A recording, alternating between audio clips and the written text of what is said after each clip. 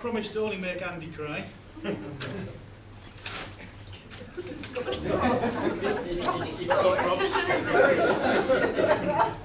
worry about the essay. Okay, good afternoon, ladies and gentlemen. For those of you who don't know me, which is pretty much all of you, I'm Martin. I've known Andy now for the best part of 8 years. I've noticed that he's a bit slow and he's not too quick on the uptake. Well, luckily for him, it didn't take him long to figure out who was the best man. I'm a little nervous about making this speech, so special thanks to my sponsors Imodium. Needless to say, it's not the first time I've got up off a warm seat with a piece of paper. Before I start, I'd just like to say I've spoken to the hotel management and they've cleared it for me to all stand on the tables and chairs and give me my standing ovation. Now, Tanya, being the control freak that she is, she's actually approved the content of this speech. She's assured me if I don't get any laughs, then Bill can step in with one of his world-renowned magic tricks. She also instructed me that the South Africans amongst us may struggle to understand my lovely northeast accent. So apparently I have to slow down for the South Africans to understand me, but then speed up for the Scottish to understand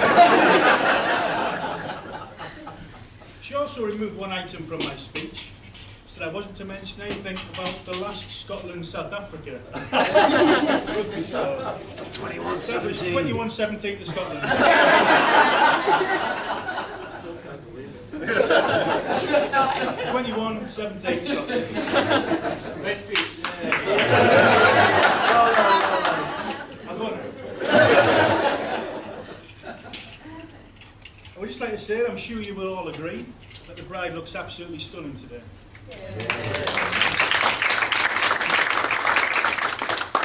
Whereas Andy, he just looks stunned. They say a good speech is like a mini-skirt. Short enough to be interesting, but long enough to cover all the essentials. And I had one prepared for you today, until Tanya got hands on it. I had a good section on Andy's stag weekend. Needless to say, all I can say is, we went to Edinburgh. However, I will just say one thing. Most guys I know, when they navigate their favourite cities, they navigate it by pubs. Andy seems different. He navigates his favourite city by where the pie shops are. Hence the new nickname, Andy the Pie Man. Now, the rules state that I should sing the praises of the groom and tell you a few of his good points. Well, I can't sing, and I'm a terrible liar. So, having known Andy for only really the last 8 years, I had to do a bit of digging into his past, in which I needed some help from a family friend who shall remain nameless. Thanks, John. So I'm just going to whiz around with a few.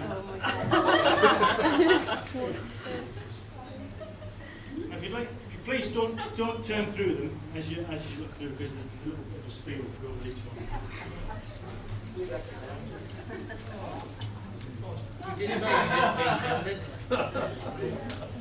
It's all Scotch pies. Get out of there. Don't turn them.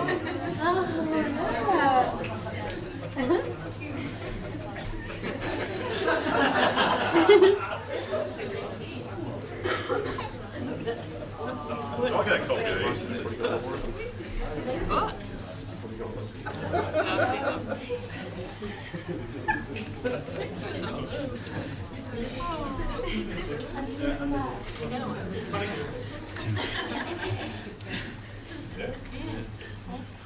Okay, so we'll start with photo 1. This was Andy's early career as a model.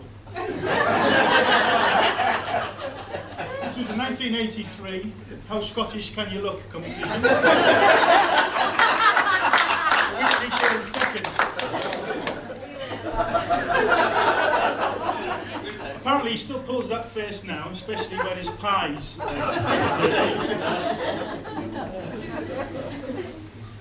Second, secondly, if you like to turn over,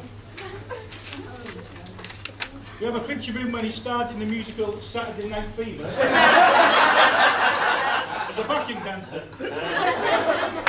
Nice tank top hat. And apparently he's going to bust some moves later on. He soon got bored of the party scene though, and decided for a career in politics. If you turn to photo 3, that's Andy in his first day working in Westminster. You've got to look at them shorts. It's hot in Scotland. Again, he was soon to lose interest in party politics, and when he took ownership of his first motorcycle, photograph 4, he decided to join the Hairy Baggers.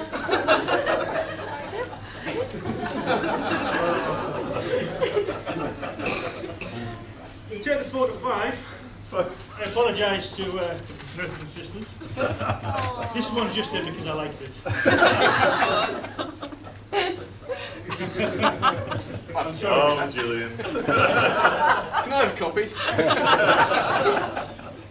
I was doing what I was told then. Anyway, Andy's always led an active lifestyle. Oh, was that your tiger dunk? That's He my. various sports as his favourite pastimes, including shooting, kite surfing, and keeping fit in general. And he tells me that he goes to the circuit training twice a week. I'm not sure if I believe him. And I think the pies have taken the toll. So he's looking at now, compared to pre-circuit training.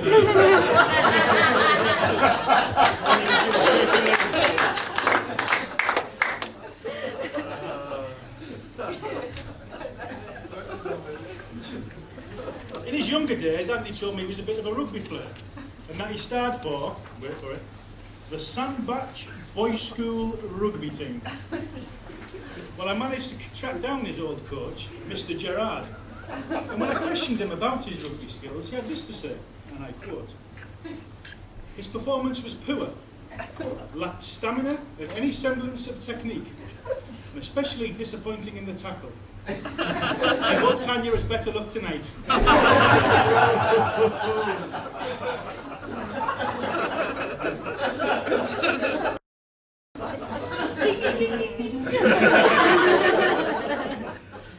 Now Andy's always been a great neighbour to have. He's kind, considerate, generous to a fault, intelligent, extremely charming, and...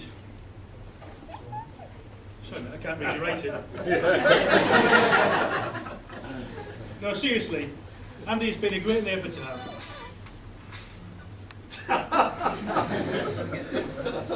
He's always there if you need any help with any odd jobs, especially any assistance with DIY projects. So much so that we neighbours, we nicknamed him Handy Andy.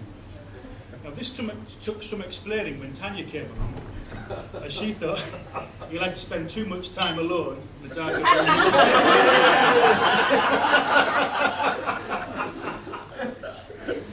And then he met the lovely Tanya on the internet. Now, depending which one you speak to, depends which website it was. Tanya says comparetheScotsman.com, whereas Andy says it was South African Brides Are Us. Now, we the neighbours, we have regular social outings, and it was on one of these such outings when Tanya showed her true colours. We were out for a meal in Andover, and the service was terrible. We waited forever for the food, and there was no waiter around to order a drink. So Tanya took it upon herself to go and have a word with the management. 5 minutes passed, she hadn't returned. 10 minutes, 15 minutes had passed, she still hadn't come back. So I thought I'd go and see where she was.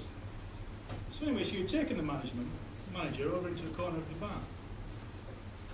Now the language I heard wasn't Afrikaans, and it certainly wasn't English, but it seemed to do the trick as we left with a 25% discount.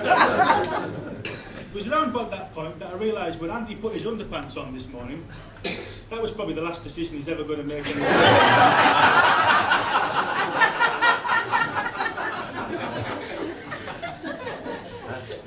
Now, Tanya and Andy have many interests in common. They both like rugby, and they both like an active lifestyle. one of the first holiday adventures together was an excursion around the Adriatic in a sailing boat, where they joined a flotilla and they learned how to sail.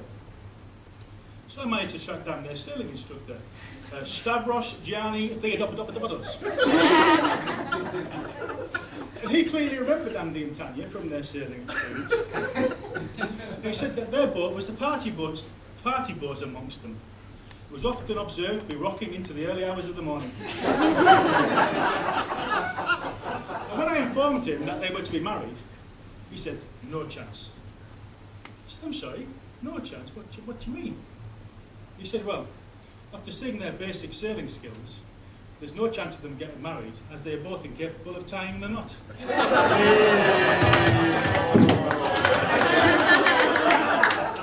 Looks like you proved Stavros wrong anyway. Now, traditionally, I have to offer some advice. So, Andy, never be complacent. Always keep a keen eye out for those little telltale signs in a relationship. Like if you see the milkman wearing your socks. And just remember, it only takes a couple of murmured words in a registry office and you're married. It only takes a couple of murmured words in your sleep and you're divorced. And Tanya, one for you. Remember that a man is like a tiled floor.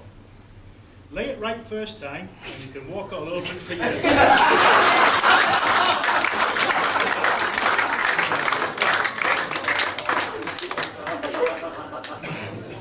Another one I need to remember. The best way to remember an anniversary is to forget just once.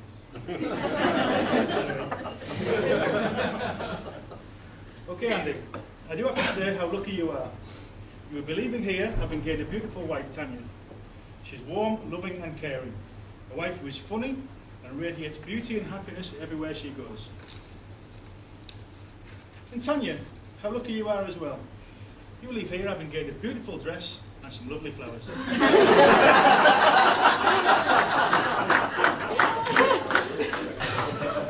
a more serious note, Andy has been a very loyal, generous and trustworthy friend throughout the years. He's always been there for me and I am proud to be his friend.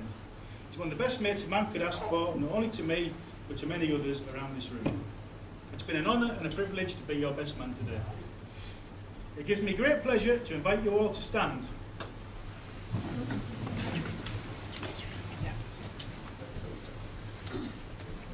Raise your glasses in a toast to a couple of people who we know and love, who throughout the night we will talk with, laugh with and share our hopes and dreams with. Ladies and gentlemen, the bar staff.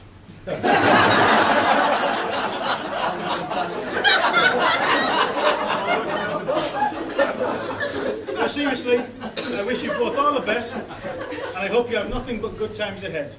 It gives me immense pleasure to invite you all to raise your glasses and join me in a toast to the new Mr. and Mrs. Mitchell. To love, laughter and happily ever after, Andy and Tanya. Andy and Tanya. That's me done.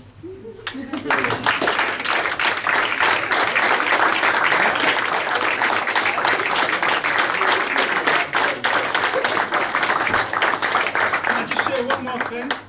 The tea and coffee served outside. We all have to now vacate the room as they're going to be getting ready for the disco dancing, which Andy's going to show us later on. A lot of inferno is going on.